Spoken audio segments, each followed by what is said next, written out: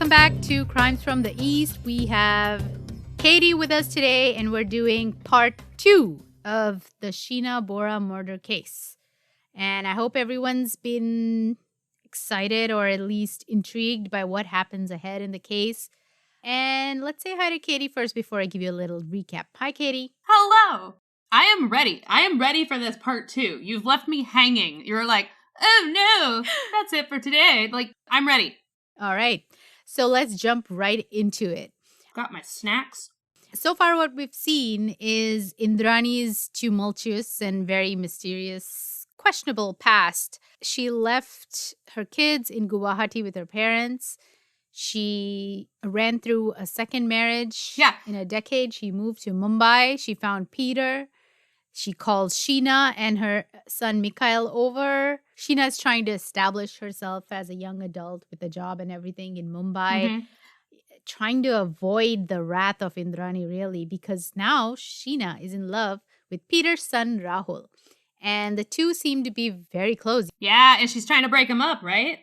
Yeah, and Indrani just won't have it. She can't stand the thought of Sheena and Rahul getting together. Are you trying to figure out why that is? Because she's a narcissist.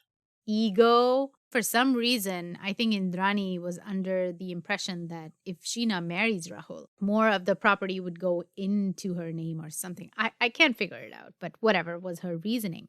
She was set on breaking this couple apart.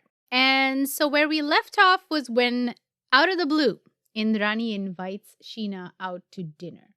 And this is in 2012.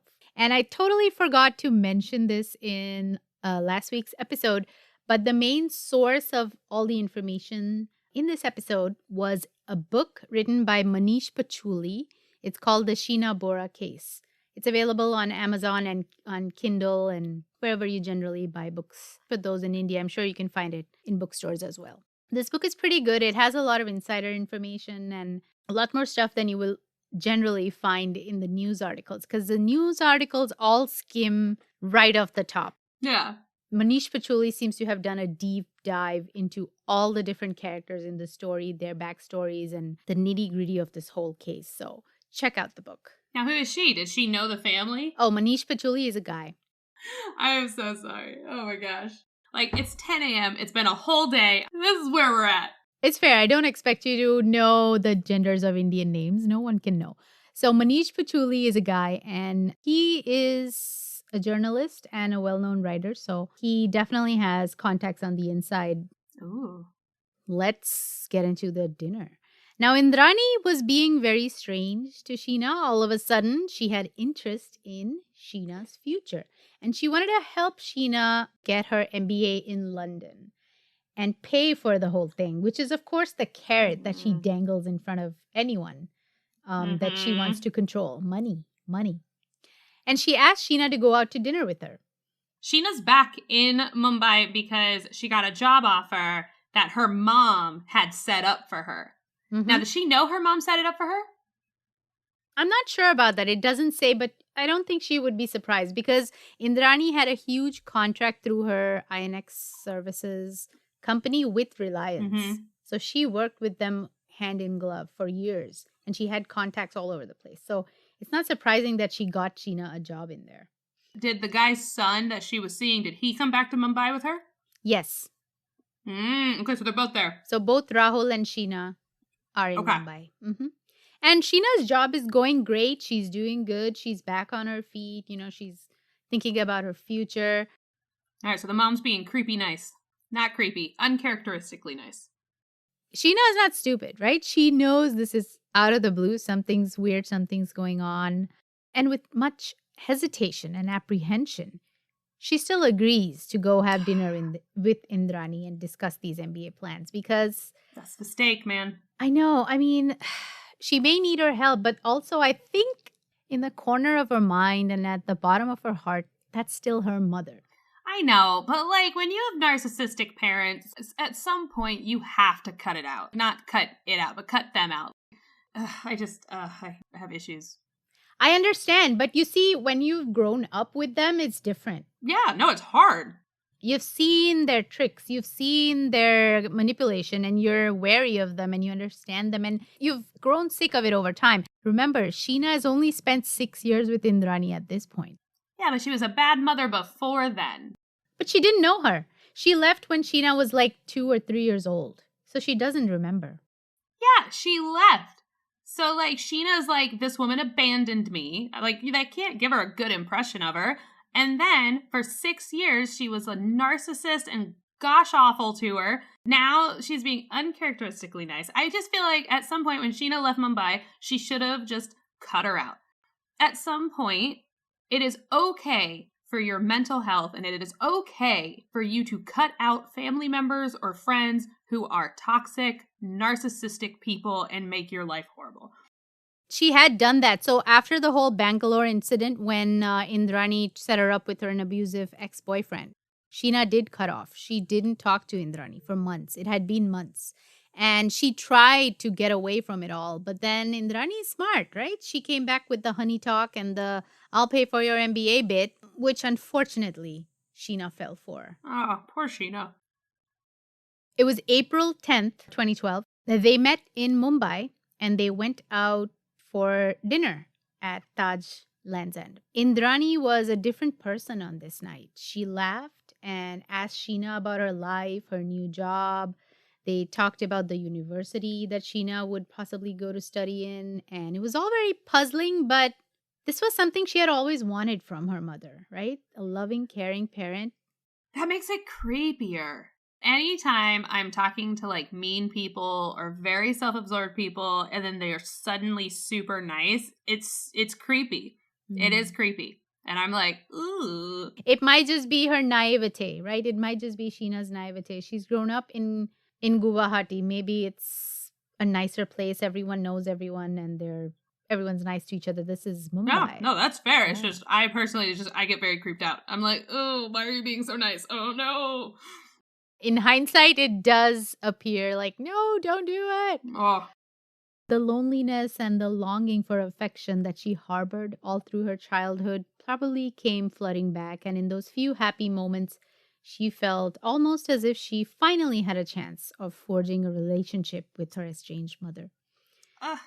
As they parted after dinner, they shared a hug and promised to meet again because Indrani wasn't living in India at this point. What?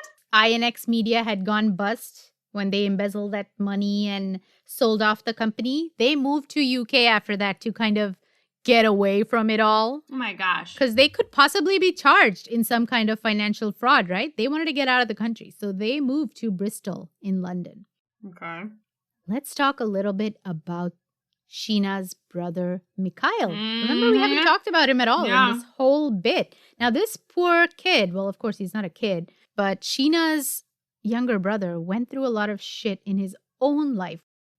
Before we get into the final days of Sheena's life, let's take a look at what's been happening with Mikhail. Since the age of 16, Mikhail had been shuttled around by Indrani to complete his education in various cities like Bengaluru and Pune and whatnot. And understandably, having had such a shaky past and a controlling figure like Indrani in his life made him unsure of his next step. And he wasn't able to build a very strong foundation for himself as a young adult. He was very much dependent on the financial assistance of his mother at that time. Of course, as a 16-year-old, no one has their own funds. She was controlling him. She would send him like, I think 1,500 rupees a month, which is nothing. I was about to ask. I'm like, ooh, my gosh, how much is that? $20. She sent $20 a month to live off of? Yes, $20. 1,500 rupees is not enough to even buy basic things for yourself. Of course, he was living in residential schools and he had everything he needed. But if you want to buy anything, you want to buy a book, a pencil, whatever, you're going to run out of $1,500 in like a week. Yeah, that's not even enough to get a water a day. Like if you needed to buy a water or if you needed to buy toiletries. Like, oh my gosh, no, that's awful. It's crazy. So he was always on the back foot. Always on the back foot. Indrani had been using her son to threaten and coerce Sheena into breaking up with Rahul. So she would make Mikhail send Sheena messages, like asking her to break it off, or she would be disinherited from the property. Wait, send messages how? They didn't have each other's number. So she would send Mikhail a new number and be like, this is Sheena's number, send her so-and-so message. She would make him send these messages saying, tell her if she doesn't break up with Rahul, she won't get any of the property in her inheritance, and I will cut off financial support to your grandparents. Tell her all of this. Now, coming from Indrani, maybe Sheena won't listen, but coming from Mikhail, it's different, right? So she was using Mikhail. I'm still confused on wait, does that mean Sheena had like a million numbers? Was she constantly getting a new phone number? Probably, yeah. She was like shuttling all kinds of phone numbers between the two of them. That's so confusing. I wouldn't even know my own number. I'd be like, I don't know, what month is it? I have it written down. Like, I don't know my number. Like, oh my gosh, that's crazy. She's a very smart woman, so I wouldn't put it past her to be that level of controlling. This isn't the extent of Indrani's web of evil. This is nothing. Oh my gosh. In 2006, when Mikhail was just 16, remember they'd just met maybe not even a year ago, Indrani alleged that in a marijuana-induced psychosis, Mikhail had attacked his school principal. Okay? Like in reefer madness, turning into zombies attacking people. That's what the 6-hole marijuanas do to you.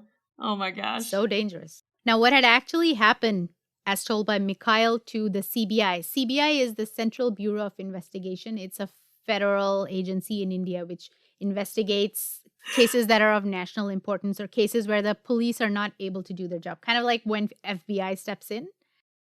I'm only laughing because we have a lot of club members for the association I work for. We have a lot of club members in India. It's one of our largest markets. And we have an international magazine that we sell that like goes out to every member, and it is called CBI. Like, it is the Club Business International.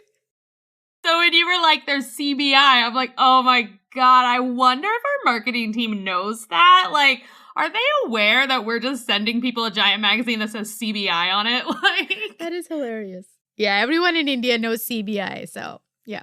So Mikhail told, what I'm going to tell you, Mikhail told the CBI in his deposition to them. So he says, Indrani sent him an air ticket to come to Mumbai. He was in Bengaluru. So she sent him a ticket to come to Mumbai where he was put up at a hotel. And she sent over a friend. She called him a client and a friend and sent over Sanjay Khanna to meet Mikhail at the hotel. Sanjay Khanna is her ex-husband, Vidhi's father. Okay. Yes, so she would manipulate Sanjay Khanna to do all her, lackey jobs that she didn't want anyone else to know about. Now, what she used as a weapon against him was her daughter. She would threaten to cut off contact with Vidhi. What she asked Sanjay Khanna to do with Mikhail is that the two of them got drunk for hours. And underage 16-year-old Mikhail was encouraged by Khanna to do tequila shots till he eventually blacked out. Oh. And that's why he beat up the principal? No. Wait, listen. When Mikhail woke up, he found himself in a strange place, dressed in brown scrubs, and his hands were tied together. When he walked around, he saw that he was at a hospital in a confined room. Now, Indrani, with the help of a former policeman, Suhail Buddha, had gotten Mikhail admitted to a mental health facility at the Masina Hospital in Mumbai, where he was given rigorous treatment for his marijuana addiction and treated with powerful antipsychotics. So this is what happened. My gosh. That is so messed up. Can you even believe this? I can't believe my eyes. What am I reading? This sounds like some kind of a fiction thriller novel. It sounds awful. Like, what kind of mom can do that? What kind of person can do it? Have you watched the movie Unsane? Unsane? Yeah. No. What is that? Yeah, it is a horrific movie. It shows the horror of being in a situation like this where you cannot prove your own sanity and you are no longer in control of your life. You have no agency, and an external guardian takes all of your life decisions, including the one keeping you in that facility. That's insane. It's a little bit like the Britney Spears conservatorship that is enforced awful on her by her dad, like her shit father. It's a little bit like that. So that's what was happening to Mikhail. He had no control over his life anymore. Now, after a 2-month stay at that hospital, Mikhail was sent to Pune at the Chaitanya Rehab Center for a further 9 months of rehab. Have you ever heard of such an extended treatment for freaking weed? And it wasn't even weed. He wasn't even on weed. He wasn't even smoking. Oh my God. We can clearly see Indrani's attempt to create a narrative of an unpredictable and aggressive youngster whom she could use in the future to either discredit or entrap in her nefarious future plans. What it reminds me of is how poachers or trappers break the spirit of an animal to domesticate them. Dude, my spirit is being broken by this whole chaotic story. The amount of effort it had to take for this woman to do this, this is exhausting. I feel so bad for Mikhail. He was so young. Yeah. He was so young. This is torture. After rehab, Mikhail was placed by Indrani in Delhi, which is in the north of India, where he studied further and started to work over the next few years. She has already put him through the ringer for almost a whole year. And now he knows not to question her. Now he knows to do exactly what she says or else. And he knows what she's capable of. That's messed up. He only returned to Mumbai later in April of 2012 when Indrani called him out of the blue and asked him to fly over ASAP for an urgent matter. So now let's get back to Sheena and Indrani's dinner in April 2012. The second one, night 2, date number 2. Mm-hmm. At this second dinner, Indrani calls her and says, before we go to dinner, let's meet at another store called Amarsons, which sells all kinds of desi regalia, so jewelry and outfits and all that kind of stuff for traditional Indian occasions. Indrani calls her to Amarsons because she says she wants to buy a diamond ring and a sari for Sheena as an engagement present. Oh, they're engaged. Oh, I forgot. As Rahul dropped off a nervous but optimistic Sheena at Amarsons, he saw Indrani in a car outside the store. Driving the car was Peter's faithful driver, Shyamvar Rai. So Rahul knew him because that's his father's old driver, Shyamvar Rai. Right. He's like, you've driven me around. I know you. Standing outside the car smoking was a man Rahul didn't really know much of, but he looked kind of familiar. We know that was Sanjay Khanna, Indrani's ex-husband, who was also there for some reason. No. It's starting to sound a bit creepy, right? It was already creepy. Indrani greeted Sheena with a warm hug and offered her some water to drink, which Sheena innocently took a few sips of. No prizes for guessing that this water had been laced with very powerful sedatives. And this is common. Like, if you meet someone in India, they will offer you water. This is very common. I thought you meant this is common. People often drug each other with sedatives. Like, that's not the problem. So the duo kept busy shopping for saris while the sedative was coursing through Sheena's body. After 30 minutes, they finished shopping and came back to the car. Sheena wasn't too taken aback on seeing Sanjay Khanna because she knew him. She knew that this is Vidhi's father. Indrani asked the driver, Rai, to drive towards Pali Hill. Pali Hill is an ultra-posh neighborhood in Mumbai, which a lot of Bollywood celebs call home. So you can imagine. It's the creme de la creme in terms of Mumbai real estate. Now, as per Indrani, Sheena had asked Indrani for a 3-bedroom flat in Pali Hill and a car. Okay, Indrani says this. Indrani is saying her daughter, Sheena, demanded a house and car in this posh neighborhood? Yes. Is this because Sheena had discovered the offshore accounts? Yeah. Yes, that's what Indrani says. So she's like, oh man, she found out I was illegally using her name. And then she was like demanding a house. Like, could you believe that? She demanded that? Like, oh my gosh. Okay. So this was apparently in exchange for releasing the funds in the Singapore account in Sheena's name.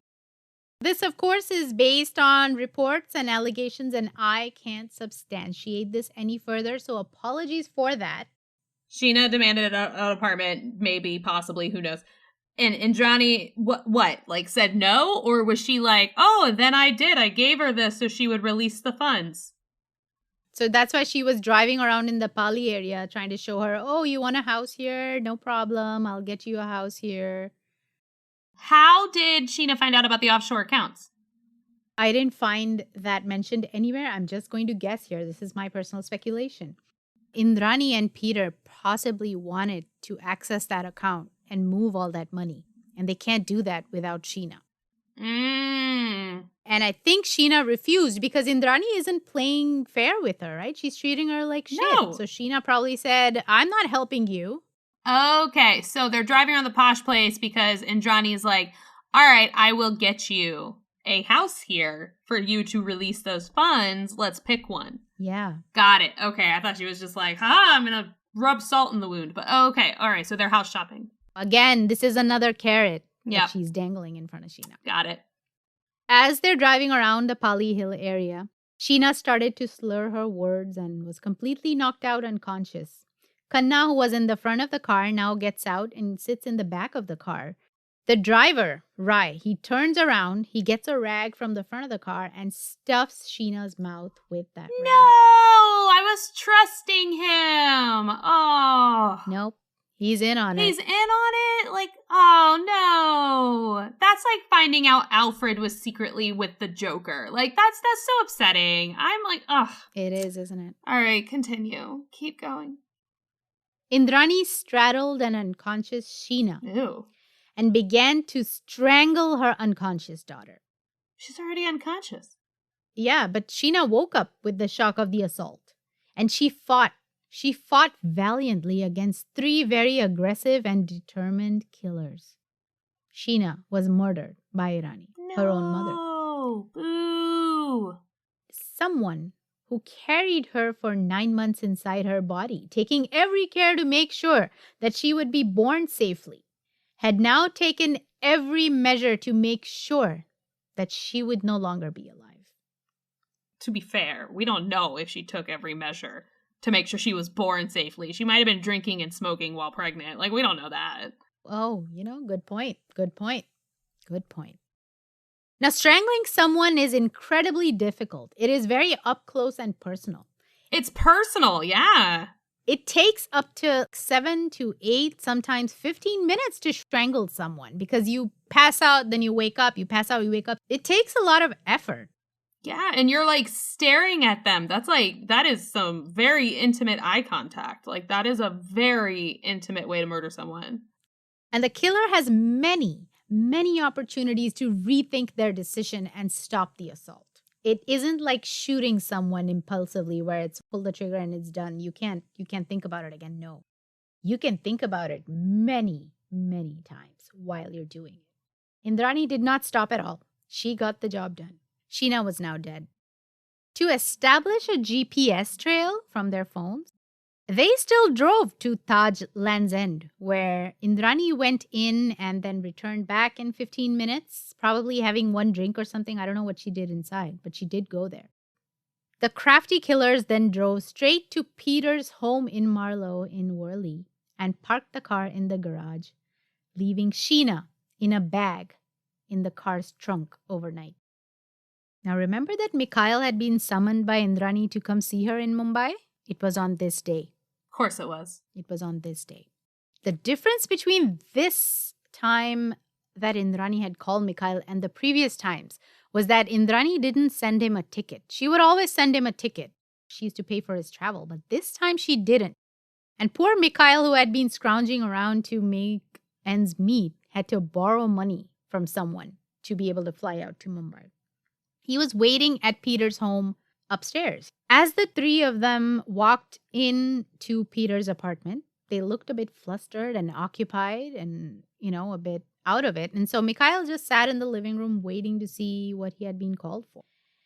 Indrani and Kanna sat with him and started to make small talk while gently trying to ply him with very expensive alcohol. This time, though, Mikhail was older and wiser and alert. His gut told him something was off. He knows what Indrani is capable of. She has never shown him any sort of affection. He has always been a pawn that she has controlled from a distance. So he knew something was off. Yeah, I would never take alcohol from them. He remembered that instance 6 years ago when an identical situation had landed him in a psych hold for almost a whole year. Mikhail pretended to drink and discarded the alcohol into the planter when no one was looking. He still did drink a little bit, though, and he started to feel drowsy and nauseous. He immediately went to the bathroom and threw up everything, fearing that he had been drugged. Good for him. Indrani and Kanna suggested that he rest in the bedroom, which he accepted, but he did lock the bedroom and secure it so that they couldn't come in if he did pass out. At around 4 a.m., Indrani and the driver, Rai, took off to get rid of Sheena's body. Mikhail, who had pretended to go to sleep, was not asleep at all. He was awake and just worried. He wanted to get out of there, but he didn't want to come out of the room because he didn't know what's going to happen. Yeah. When he heard Indrani talk to Rai and say, let's leave, we gotta go, we gotta do something, and they leave, he hears the door close. He immediately got out of the room, called a cab, and went to the airport to fly out to Guwahati. He didn't tell anyone that he was leaving. He just got out of there. Good for him. And props to him because he saved his own life that night. Now, the driver, Rai and Indrani, picked up Sanjay Khanna from somewhere, and the trio drove outside of Mumbai for almost 2 hours to reach a desolate spot in the Raigad Plain National Forest area. There are several police checks along India's highways, and while you may not be stopped at most checkpoints, there is a small chance that you might be, right? Cops can stop you at any point and be like, we want to search your car, show us your papers, blah, blah, blah, whatever. They do this on and off. A body in a bag in the trunk, she can't explain. So what she does, she has the driver prop up Sheena's body between herself and Kanna in the backseat, as if she were sleeping. Oh, God. Oh, that's messed up. Indrani even applied makeup on Sheena's pale face to make her look like she was still alive, just sleeping. That's messed up. Now, luck was by their side that day because nobody stopped them or saw them dispose of Sheena's body behind the grove of mango trees. They burnt Sheena's remains and drove back to Mumbai. Indrani started to create a whole story about how Sheena had decided to move to the US for further studies and didn't want to be in touch with anyone from India for a while. Yeah, okay. Rahul, Sheena's fiancé, he was bewildered. He didn't know what was going on. Now, Indrani had used Sheena's phone to send him several messages throughout that evening, saying that she was having a great time at dinner, she was staying over with Indrani that night, and she would come home the next day. And then the next day she messages in the morning to say, you know what, I'll come home in the evening. And then eventually in the evening, a weird message comes in, which says, I met someone else and I'm happily in love. He is very wealthy. I'm sorry, Sheena. That's how it happens. That's exactly how love and, breakups happen. 100%. Oh my God, I'm going to go engagement tradition shopping with my mom. I'm so sorry. I met someone else. And he's very wealthy. Who writes that? I think Indrani must have been a total sociopath or psychopath or something. 100%. She's thinking this information is enough. He's very wealthy, so I'm leaving. So obviously, because she would. I think that's what it is. I think she would have been like, oh, this guy is wealthier than my current husband. Well, by current husband. I'm going to go for the wealthier guy. It made sense in her head. Yeah, she was like, he'll get it because, of course, she'll leave him if the guy's wealthier. Like, duh. That's how the world works. He got more money, see ya, Rahul. No, that's not how it works, you psychopath. That is so messed up. Poor Rahul. He went to the cops. And 2 constables came with him to question the guards at Peter's home because he went to Peter's home. He went to the CBI? No, he went to the local Mumbai police. Oh, that's not the same. You can't just go to the CBI. No. You don't go to the CBI. Is that like going to like the FBI here or the CIA? You can't just go to the FBI. They come in when they feel it's necessary. I'm sorry. So he goes to the police. He goes to the police. He gets them to at least listen to him. And 2 constables came with him to question the security guards at Peter's home. Now, the guards had no information to give them. They were tight-lipped. Frustrated and worried sick, Rahul didn't believe that this was Sheena's decision to leave. So he kept badgering Indrani about Sheena's whereabouts. 2 days later, Peter Mukherjee arrived in Mumbai from London and met with Rahul. Because Rahul's like, listen, Dad, something's going on. Indrani met with Sheena and now she's gone. She's disappeared. Dad, I think your wife killed my fiance. He didn't think that. No one wants to think the worst. Okay, well, Dad, I think your wife did something to my fiance. Yes, that's what he thought. Yep. Okay, well, this is really especially creepy because right now, my husband is leaving work to go get lunch with my father. And now it's like, oh man, should I be worried? Don't kill each other. Is he going to come back? I'm going to get a text message from my husband that says, Katie, I'm so sorry. I met someone. I'm in love. She's wealthier. They're very wealthy. She's very wealthy. Sorry, continue. This isn't funny. Go ahead. That's okay. A little levity helps keep us sane because these are very upsetting things. This is just so horrifying. Yeah, I think that's the problem. It's like, this is so unbelievably cruel and horrifying that it's like, the only way I know how to process it is by being like, this is ridiculous. Yeah. Rahul and Peter talked and they were going back and forth about this whole situation. Now, Peter was trying to convince his son that he had been unceremoniously dumped by Sheena and that he should go on with his life. Peter! No, you're not in on it. Is Peter in on it? Like, come on. So Indrani told Peter to say this. No! Indrani had flown off to Kolkata after the body dump for a couple days. Those 2 days, Indrani flies off to Kolkata with Sanjay Khanna. She now returned back to Mumbai, and along with Peter, she flew off to Goa, which is a beautiful, vacation state in India. Well, I mean, murdering someone, that's a lot of work. You need a vacation after that. They went off for a planned vacation. Think about this. It's a planned vacation. You've killed someone, and now you're going to relax on the beaches. Oh, I mean, you already paid for your tickets. It could have been premeditated. It could have just been spur of the moment. Like, this is a great chance to murder my daughter for no reason. I mean, but I have to do it before Tuesday because my flight leaves at 6. So... yeah. Now, Rahul tried very hard to get the police involved and also to get a report filed. But he couldn't. The cops wouldn't take him seriously. Peter and Indrani kept insisting that they were working with the higher-ups at the police personally and that Rahul doesn't have to do anything. Yeah, well, them. Like, I'm sorry. Like, why would he be listening to them? Why isn't he going to the police like, she is my fiance, we were meant to be married? He is. He is going to the cops. They're not responding. Why is Peter and the psycho mom even, like, talking to Rahul about this? Like, I don't understand. Rahul's still going into the cops and trying to get them to take him seriously, but they're not. They're not responding. No. See, I'm telling you right now, little tip. If my husband surprisingly disappears in any situation, everyone's a suspect. I mean, you're a suspect. Everyone is a suspect. I will not trust anyone. Oh, I would 100%. Mm-hmm. No one is safe. Everyone is a suspect. No one is safe. No one is safe. Corruption in India is a horrible disease that many in power suffer from gladly. Sometimes there just isn't much hope for justice. You have to bide your time and wait for the right moment and the right person to come along.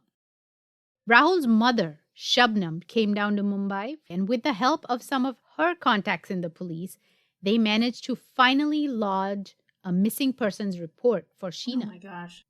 Sheena's office, Reliance, they kept contacting Rahul and asking about Sheena because she hadn't officially resigned or anything, remember? From the cop's point of view, all right, you want to say that Rahul, like, hey, buddy, your wife left you, all right? We're not going to file a missing persons because here is the text, your wife left you. Fine, whatever. But if her job is like she hasn't reported in, she hasn't officially quit, wouldn't they take it seriously then? Like, wouldn't then it be like, oh, maybe she is missing? That's my question. Yeah, it doesn't seem like they were doing this because they didn't believe him. Oh, they were paid off. That's what you're saying?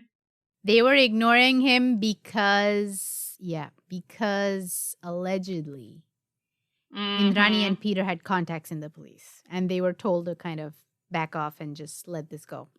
Rahul told Indrani all of this, right? Like when he's talking to her several times a day. He's like, Indrani, where is she? Where is Sheena? It's fine if she wants to go away with someone else. I'm okay with that. I want her to be happy.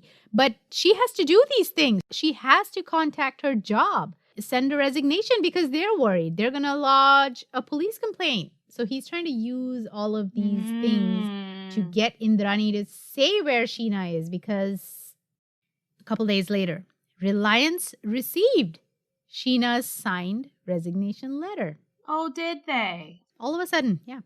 Now, Indrani had made her assistant, Kajal, forge Sheena's signature and mail in the resignation.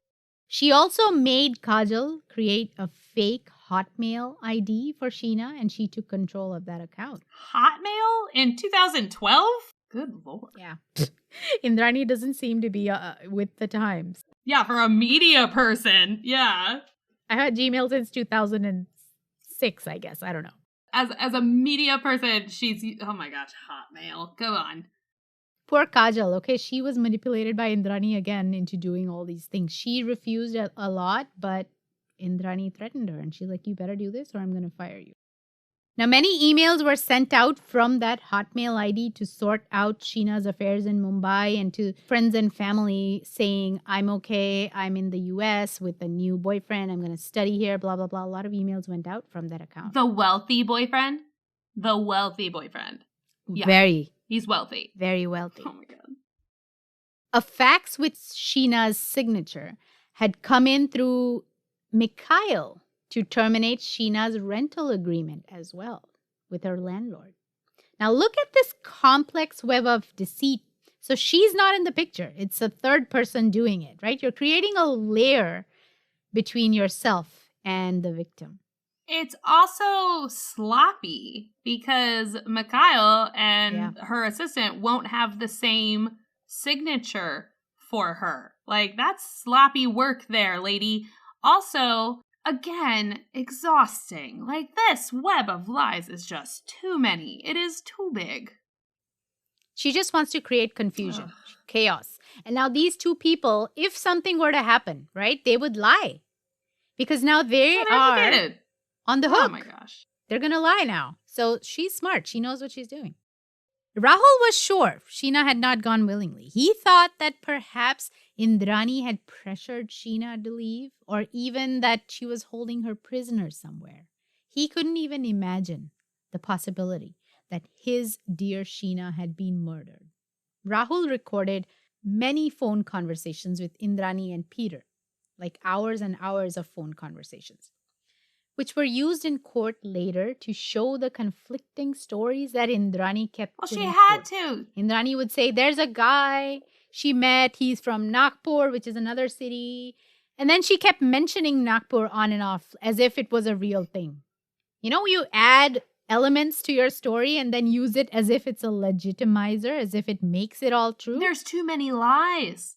There's too many lies to keep straight. Like, of course her stories are going to differ. Oh my gosh. There are clips of these phone conversations on YouTube if you want to listen to them. It's heartbreaking because you can hear the frustration and the pain in Rahul's voice as he's begging. Are they in English? Yes, They are mostly in English. I know this would shock you, but like, yeah, I do not speak any of the languages that they speak in India. Yeah, so let me send you a link. You can listen to this after this episode and get a feel for the horrible situation that Rahul was in this I'm going to whole listen time. to it in the lobby of my doctor's office at my appointment later, and I'm going to be devastated. I'm going to go in, they'll be like, why is your blood pressure so high? And I'm going to be like, because it's so sad. I don't know. Does being sad make your blood pressure high or low? Low? I think low. Yeah. If you're mad, it'll go high. If you're sad, it'll go low. So I think you're going to be on a bit of a roller coaster ride with this. You check with them once and you please call me back so that for my own, because, I don't want you to sit there and, just keep thinking of ideas that I'm hiding something from you, because I'm not. I cannot give you any more information.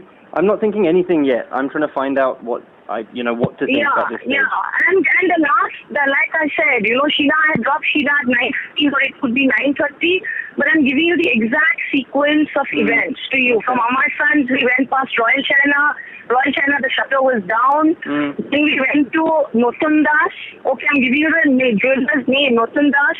He looked at some rings and all that there. And then from there, we went to Taj Lands. She had one Long Island iced tea and one margarita. I had two margaritas. There will be a time also when we paid the bill. Okay, I'm not carrying the bill, but they will, Taj has cameras. So they'll see what time we went in and what time we came out, no? Yeah. Sheena sent me a message when she left Taj Land's End, which was around 8:30 in the evening on the 24th. And that message was saying that she's on the way to Royal China for dinner. Right? And that's that. Love you, XX. And she basically just said, just left Taj Land's End on way to Royal China for dinner, XX. Now, I phoned up Royal China, and they were open on that night. They weren't closed. So something has changed the plan between Taj Land's End from heading towards Royal China, which is what Sheena obviously thought she was doing. And then now apparently she was dropped off at Amarsan's sort of an hour later, 9:30 or something. And there's just, Papa, there's something going on. I'm sorry, this is not right. You know it as well. Anna, you know it. Rahul? Hi. Hi. Actually, listen, so that, nobody is confused, I'm just giving you the sequence of events, okay? Sheena came at 6:30 to Amarsan's. Yeah. Okay, she bought a sari there. Okay, I bought her a sari because she wanted to buy a sari there. Okay. So we bought a sari there, and I'm sure I'll have the receipt already. You can go and ask her. She tried on 6-7 different saris. Okay. Cool. Out of that, she bought one sari, a new sari, brand new sari with 2 blouse pieces, everything. Yeah. Okay. Then we went to a jeweler shop. Okay. Yeah. You post the jeweler shop. When you cross the jeweler shop, you cross. When you go whatever to Taj Lands End, you go past Royal China. Yeah. Okay, and Sheena told me that latest, and not in that, that I need to be back in front of Amar Sons by 9:15. I need to be back, okay? Right. So at that point when we went, I said, fair enough, if we have time, because we were both hungry also. If we have time, we will eat, and your Royal China was shut at that point. Okay, so when we went, and I tried calling the Royal China number also, it was shut. Obviously because it was shut, nobody picked up. We went to Taj Lands End. When we left Taj Lands End, it was tentatively about, tentatively, I'm just giving all very, because I have not kind of checked and looked at the watch every minute or anything, okay? Obviously. Must have been, whatever, 8:45, probably 9:15, I'm not sure, but I was back home, okay? I was back home by 9:45. So from Amar Sons, whatever time it takes to reach home, it should not be more than half an hour, which is why I was because I had a guest, Mikhail, who flew in from, I'm just giving you, who flew in from outside, okay? Who's a very dear friend of ours. Yeah. Now, this friend was waiting because the house was locked. I'm giving you a little bit of a background. Went to number 8, downstairs. Yeah.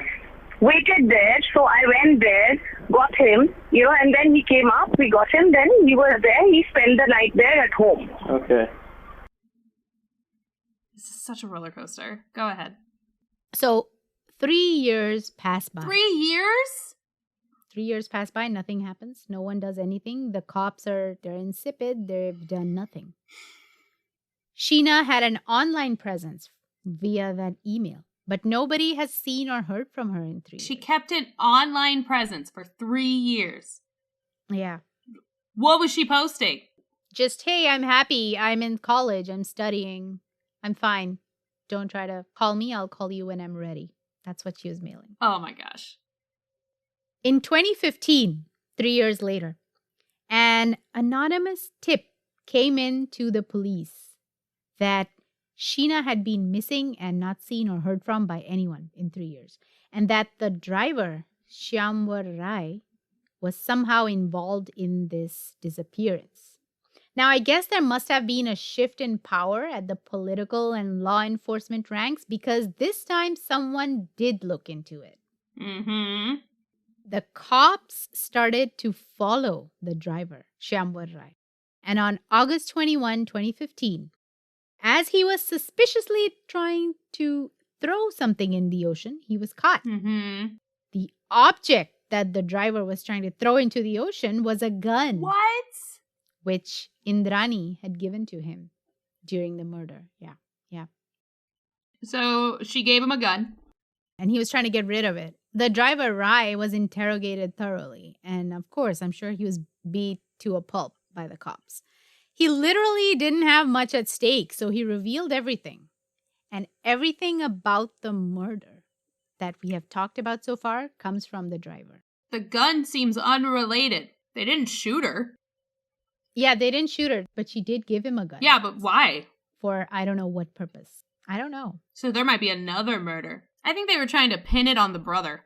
I think they were like, that's why they were trying to get him drunk. They were like, we're going to get him drunk? Yep. We're going to make it look like he did it. Yes. You are not very far from the truth. I'm good at this. The driver says that after the murder, Indrani fired him with 3 months' pay and asked him to get rid of the gun whenever he could. I'm sorry. So we're going to let you go, but it's really important that you help us cover up this crime. So we're going to give you incriminating evidence, but also you're fired, so. And 3 months severance. That is amazing. That is an amazing severance package. Is it, though? Is it? He did well. Once Rai started to talk and implicate Indrani and Sanjay Khanna in the murder, the Mumbai police started to gather evidence, and they moved swiftly to investigate. Oh my gosh. He showed them where they had dumped the body and the discovery of the skeletal remains from 2012. Remember, by the guy who was following a trail of mangoes? Picking apples? Weirdo, yeah. That body discovery was connected to this case and formally identified the skeletal remains as Sheena Bora. So you're saying the driver was like, I'll show you guys the body. And then they got there and there was no body because they had already been discovered like years before. So then he's like, I promise you the body was here. This is where we left it. And then what? The police went back and they were like, oh, you know what? I think there was a body discovered there years ago. Like, is that what went down? Okay. No, but close. So what happened back then is when the body was discovered in 2012, their medical examiner, whoever, the coroner, took samples of the bone and they reburied the body in that location but under a different tree. Why? Don't ask me why. It makes no sense to me, but this is so what they're like, all right, we can't identify her. We don't know who this Jane Doe is. You know what? Just put her back. Just put her back under there. Put her back. Did they do the wrong tree on purpose? Were they like, all right, we'll put her back. We're going to put her back under a different tree. Like, or did they put like maybe like one of those hunting cameras up and they're like, all right, we're going to watch to see if anyone comes to visit the grave. Like, they absolutely do not care.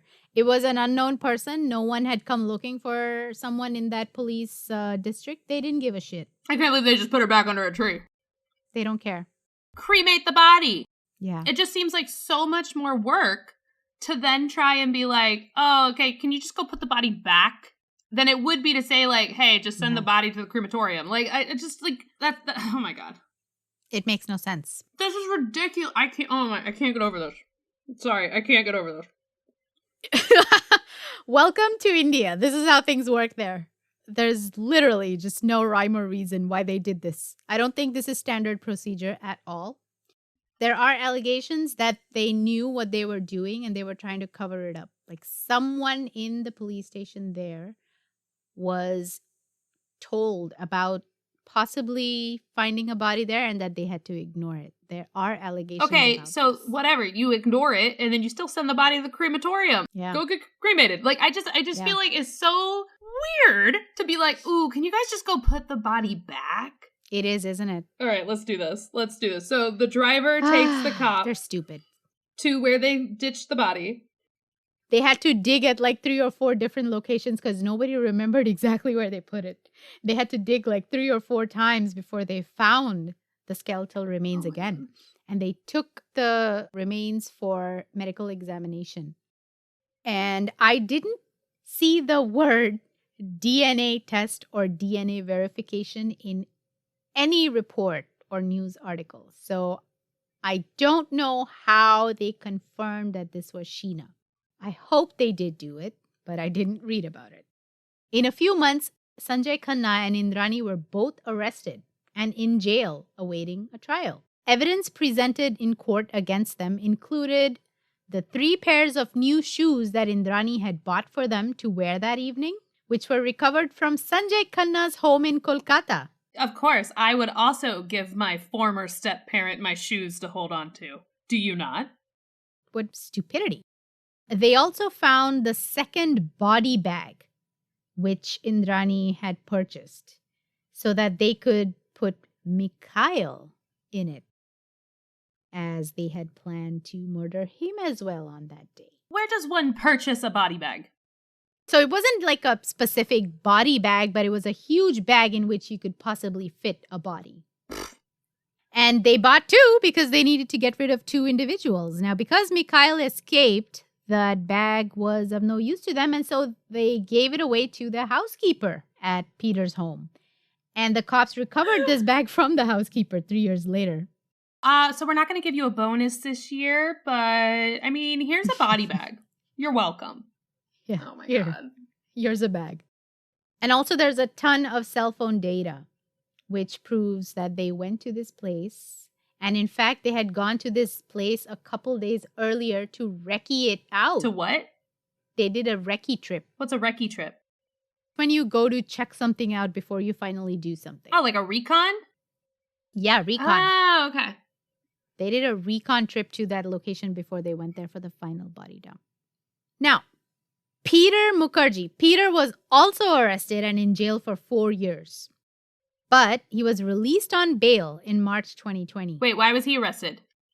So he was arrested for the conspiracy to kill Sheena. He was physically in London at that time when the murder took place. So cops find him. They're doing an investigation. They find out Indrani has like a body bag and stuff. And then what? They just start arresting people? Like, yep, they started arresting all of them. So they all were in jail within a few months.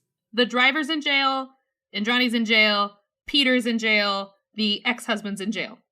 Yes. Got it. They're all in jail. Got it. The driver is the one who's providing all the information, okay? So he has turned a prover. Yeah, I get it. Which means an informant or a witness for the state, right? Mm-hmm. He turned against them. He was in fear for his life and he requested for additional security because he was like, she'll get me killed. You better take care of me. And they did do that. They made sure he had extra security. Oh, I thought you meant, and they did. They did kill him. Like, oh, okay.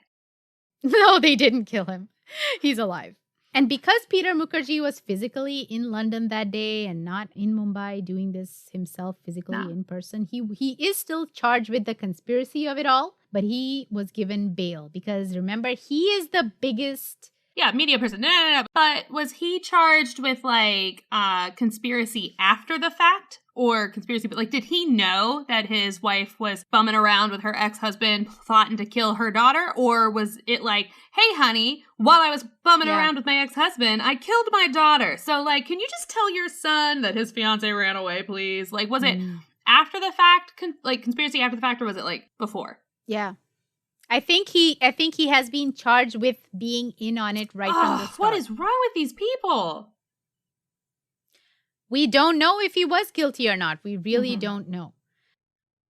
Now, the motivation for why he would be into this plan, right? Why would he want to kill Sheena? He doesn't give a shit. Like, he doesn't have that personal whatever history or the narcissism or whatever it is. Now, the motivation is obviously the immense wealth that they embezzled, right? Him and Indrani embezzled those 900 crores together. It's possibly $100 million. And they parked it in Sheena's account in Singapore together. This is not something Indrani did. She helped to do it, but it's not her doing her It's always plan about money. all alone. Now, I'm guessing maybe some of it was money laundering for powerful, shady corps related to the underworld or something, right? Like, you wouldn't just get up one day and say, let's embezzle $100 million. Let's just do it. No, some people do. Some people are like, oh, you know what? It'd be really easy. It's like that guy who stole a penny. Like, do you remember that when like some guy stole a penny? Like a penny a day. It was like he found there was like an accounting, like a rounding error or something. So he just had it go into like his account. Yeah. He just set it up so like, oh yeah, I'll just take this penny. And he ended up stealing like Office Space. And it like embezzled a bunch. I mean, that's smart. You didn't have to do anything. He just rounded it off. But in this case, they had to do a lot to go through this. They had to bribe the shit out of politicians to let them bring in all that foreign investment into India. Right? This is money laundering. Oh, right. That's right. You did say there was rules around right. Sorry, go ahead. And so to take up such a risky endeavor, I mean, sure, maybe they did plan the whole thing, but possibly they were working with some other parties to do this, to bring that money inside of India legitimately. And maybe they wanted to access that money now and they couldn't. Right? Because Sheena wasn't cooperating with them. Well, then really she brought it on herself. Like, oh my gosh. Like, that's so messed up. Mm-hmm. Indrani was furious about this situation and she decided to just get rid of the problem altogether, because if there's an account in someone's name and they pass away, the nominees will get a hold of that account. And I'm sure she was the nominee. I was going to say, like, were they like the beneficiaries of this account? Like, I'm sure they were, because they set up that account. So I'm pretty sure they were the beneficiaries. Messed up. Now, we are just speculating all of this stuff. These are not facts reported anywhere. Like I said earlier, there is an ongoing investigation on this whole embezzlement angle by the Enforcement Directorate of India, and we're just waiting to see. Oh, not the murder, just the embezzlement. No, the murder investigation is also ongoing. It's still going on? Yes. I mean, yeah, cases take decades in India to prosecute. So is this woman just like out and about? Is she going to come like track us down and be like, you guys said some mean things about me? Like, what? They're all in jail. So we're fine. So hold on. You're saying they're all in jail, but the trial's not over? So they've just been held for like, it's 2021. They've been held for how many years? Yeah. Yes, it's called custodial remand. Like you can be put in jail while your trial is underway, or they're preparing for the trial. Okay, I'm sorry. I don't want to be the like rooster from Futurama that's like, I don't agree with you, but I'll fight for your right. But like, no, but that happens here too. That happens here too. Not for years. Like they can't hold you for years without a trial. I think they do. They do. It depends on the type of crime. I think for murder, they do hold you. They don't have to let you go. So initially, before you are charged with a crime, there is a small period where they can hold you for questioning, but they have to let you go. Once you are officially charged with the crime, right, you can be arrested on certain charges. They have to have evidence for those charges to be levied on you. But once you are charged, you can be held. So till your trial begins, right? That happens everywhere. I thought there had to be like a limit on when the trial takes place. No. There's no limit. I feel like there are laws against that in the U.S. I should have probably asked some lawyer if there is a limit on that. It's possible that maybe they do say 10 years. That's it. 10 years, you'll be out. I work with lawyers. So, Indian lawyers? Not Indian lawyers, but American lawyers. I'm talking about the U.S. right now. In India, I just take your word for it. That's just happening. But in the U.S., I'm going to send them a random email. Excuse me, Jeffrey. How long can a person be held before their trial in the U.S.? He's going to be like, why are you asking? Be like, just hypothetically, if I murdered somebody, could I be held for 15 years before my trial started? This is just a random shower thought. No, nothing. Yeah, shower thought, Jeffrey. Don't worry about it. Just answer my question. I will get back to you. I will let you know what he says. All right. So Peter was the only one who got bailed. Mm-hmm. He got out last year, and these days he relaxes in his upscale home, tending to his herb garden on the terrace and writing books about fond memories of his life as he awaits the trial to begin. His son Rahul actually advocates for his innocence, and he doesn't believe that Peter was originally involved in this whole plan. He believes that Indrani manipulated him after the fact to lie to Rahul because she made up a whole story about where Sheena was and what happened to her. So Rahul believes in the innocence of his father. I wouldn't put it past her. Yeah. Like knowing Indrani, we can assume that she probably did that. We don't know the truth. Indrani has been in jail since 2015, and she has appealed for bail 5 times now and has been denied by the courts every single time. Rightfully so, as she has shown a propensity to lie and deceive and evade law enforcement. So they're like, no. Yeah, they're like, nah, you're a flight risk. Yeah. Yeah, we're never going to see you again, so you're sitting in jail. Her life in jail is a far cry from the life of the super rich South Mumbai life that she once lived. She had to trade in her Egyptian cotton sheets and fluffy beds for a thin sheet and a hard concrete floor as a bed. She prefers to keep to herself and is translating the Hindu Bhagavad Gita into English, which she hopes to publish one day. Just in time enlightenment in jail. Okay? Indrani, I hate to break it to you. This translation bit, it's been done already several times. Okay? I was gonna say, like, has it been translated? Hold on. So is she pleading innocent? Yes, she's pleading innocence. She has claimed many times that other people have killed Sheena. She at one time said that Rahul is the one who knows where Sheena is because he was in contact with her. He was sending messages to her, so he knows where she is. I mean, she's just, I don't know how dumb she thinks everyone else is. Oh my gosh. We don't have a resolution at this time for this crime. So in India, do you guys have a jury, like a jury of your peers? No. Oh, you don't? You don't have jury juries? system in India. No. Can you imagine a jury system in India? Whoa, come on. You wouldn't have one fair trial, not even one. Every single trial would be full of bribes. Who makes the decision? The judge. So the judge is judge, jury, and executioner? Like, I don't, like, oh my gosh. How is that not rigged? I think it's easier to scrutinize one judge than 12 random people off the street that you can easily bribe with, like, maybe hundreds of rupees. What? But that's not the point. Yeah. The point is, if that one judge is super biased or has already made up his opinion before the court happens, then how is that fair? No, but the judge system is in the U.S. as well, right? The judge doesn't decide. That's the thing.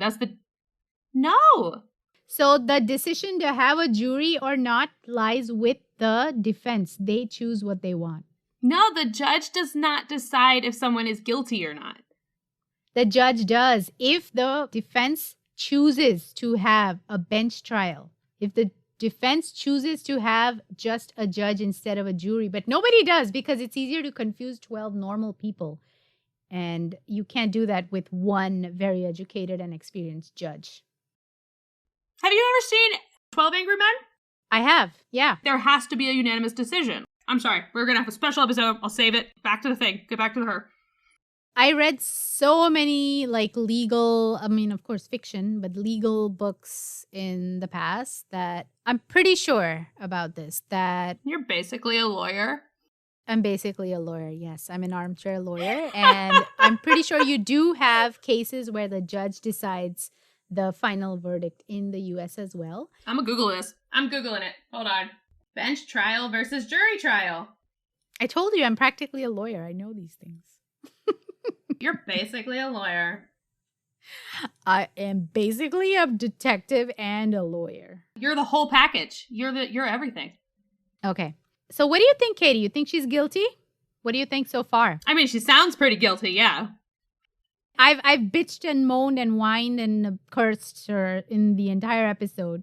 So there is a bias in the way that I've told the story, but if you just take everything at face value. 100%. That's why I was bringing up the jury thing, because it's like, Yeah. you know, like you are 100% part of the problem right now when media just decides someone's guilt or not. Like, you're swaying that judge's decision right now. That judge is going to be like, I listened to Crimes Against the East, and oh man, she is guilty. Don't even bother presenting your case. And you're right. So the media did vilify her a lot for all the wrong reasons. They vilified the part about her being married 3 times and her being a young mother and the fact that she was using, you know, her husbands to further her business and whatnot. And these are just normal things people do. It has nothing to do with the crime and the murder itself, right? I don't think it's necessarily that people are judging her for trying to raise her status. I think it's the way she went about it. Because even if a guy went about it the same way that she did, it would also be like, he's an asshole. Like, he is an awful person. And he is also a bad parent. Like, I think it's... And if Sheena was alive today, if she was fine and everything, then yeah, sure. Yeah, these whatever. are not You're things just, that anyone would care about.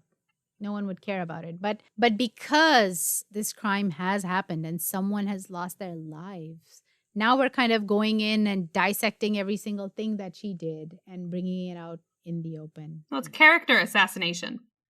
And I don't support her one bit. I mean, I think she's a bitch. I think she is guilty. I think she should be tried for her crime and given a punishment, you know, appropriate for that crime. She's trying to blame someone else for planning it or doing the embezzlement, whatever. Doesn't matter. You're the one whose fingers were around Sheena's neck. According to the driver. According to the driver. So you should pay for the price for that. And of course, it is kind of circumstantial, right? There isn't, her fingerprints aren't on any kind of murder weapon. There's circumstantial evidence. So I hope that the prosecution can nail her. Here you go, prosecution. I'm giving it to you right now. Let's look at it this way. Devil's advocate up in here. Okay, so bad mom? Sure, absolutely. Shady business practices? Yeah, totally. Yeah. Absolutely. Did she murder her daughter? Well, the only word we have is a disgruntled former employee who claims that she did this. We also have... I mean, did her ex-husband ever come forward? What is this physical evidence? We have some physical evidence, right? They have those 3 pairs of shoes that they wore that night. Okay. Those shoes have mud or whatever from the body dump site. So when they build cases like this, motivation or motive is the driving factor. And here we do have that embezzlement as the driving factor. They were under pressure to access that money. But just because you have motive does not mean you did it. They have the circumstantial evidence. They have testimony from the driver. They have cell phone data. That they were under that tree? Yes, that they were in that area. All 3 of them. I'm not saying she wasn't there. What I'm saying is you can't prove that she was the one who murdered her. You cannot prove that she was the one who strangled her.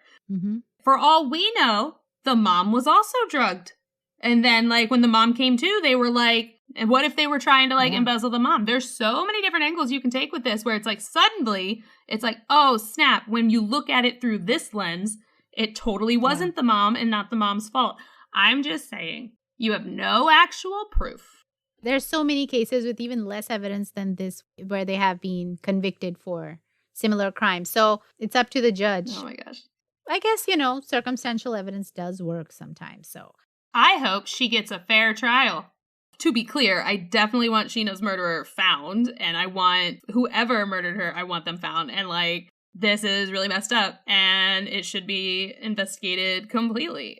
We better be sure of who we convict. Especially when you start to get into, like, life sentences and the death penalty and all of that. How many people have been falsely put away for life sentences and how many people have been killed because of the death sentence and then, like, turns out they were innocent. Like, it's astonishing. This is not likely to bring a death penalty upon her because they do have the death penalty over there, but it's only awarded to the rarest of rare cases. So this is not, this is not one of those rarest of rare cases. So she'll probably just get a life sentence. My gut says she is guilty. And at this point, that's all we really have to go on. Yeah. Your gut. All we have to go on is your gut. Remember, I'm a detective. Hello. Yes. And the lawyer. Don't sell yourself short. We do have a very short Bollywood corner today. There is a very poorly made movie on this case. It's called Dark Chocolate. Ooh. Yes, it's called Dark Chocolate. Dark Chocolate. And it's terrible. It is terrible. So please only watch it if you have nothing else to do. I don't recommend it one bit. I'm just mentioning it here because it does exist. I couldn't think of a movie that was as shitty and upsetting as this story is about, a horrible, evil villainess of a mom. So I'm going to do the opposite. I'm going to recommend a movie about a wonderful mom, an amazing mom who goes to the depths of hell and puts her own life on the line for her daughter. And that movie is simply called Mom. Aww. It's a movie from 2017. It's a Hindi language movie. It is available on Netflix, I think, or on Prime. The lead actress in that movie is Sri Devi. Unfortunately, she passed away under very mysterious circumstances a couple years ago. And interesting. She did a phenomenal job in this movie. She has a daughter who's a teenager and going through that rebellious period where, oh, mom, leave me alone. You don't understand me, blah, blah, blah. But then a devastating event takes place in her life at a party, and the rest of the story is kind of just amazing. It's a movie about vengeance and justice outside of the legal boundary, because when you look for justice, you don't always find it, like we've seen in so many cases. That is true. And so this mom takes things into her own hands for the sake of her daughter. I highly recommend this movie. It's very satisfying to watch, upsetting as well, but satisfying to watch. Yes, she did it. She got him. Take a look. It's called Mom, and it's from 2017. And I think that's about all we have time for today. We've really gone over the time. Yeah, we have. So sorry about that. You can cut most of our arguments. I will. Most of our arguing about the court system. No, that's okay. Some stories are just so complex and have so many layers that it's not possible to just say it in a few words. You have to kind of go back and forth and explore and dissect the generally presented facts to see if you can get to the bottom of it. And that's kind of what we did here today. I hope you're not too upset and that your blood pressure stays normal and you don't, come up with false diagnoses because of this episode today. Yeah.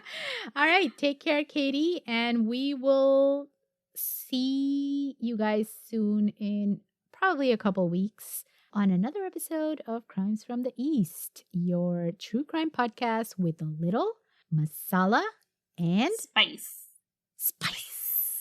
Namaste. You want to say bye, Katie? Oh, no. I mean, I'm mad.